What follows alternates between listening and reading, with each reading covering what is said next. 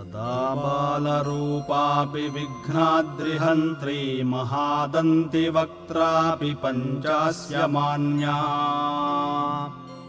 विधीन्द्रादिमृग्या गणेशाभिधामे विधत्तां श्रियङ्कापि कल्याणमूर्तिः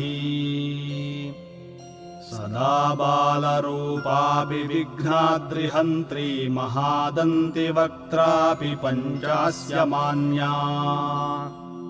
विधीन्द्रादिमृग्या गणेशाभिधामे विधत्तां श्रियङ्कापि कल्याणमूर्तिः न जानामि शब्दं न जानामि चार्थं न जानामि पद्यं न जानामि गद्यम् चिदेकाषडास्या हृदि द्योतते मे मुखान्निस्सरन्ते गिरश्चापि चित्रम्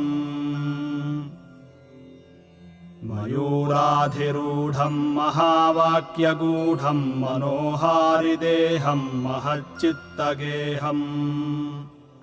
महीदेवदेवं महावेदभावं महादेवबालं भजे लोकपालम् यदा सन्निधानं गता मानवा मे भवाम्भोधिपारं गतास्ते तदैवा इति व्यञ्जयन् सिन्धुतीरे य आस्ते तमीडे पवित्रं पराशक्तिपुत्रम्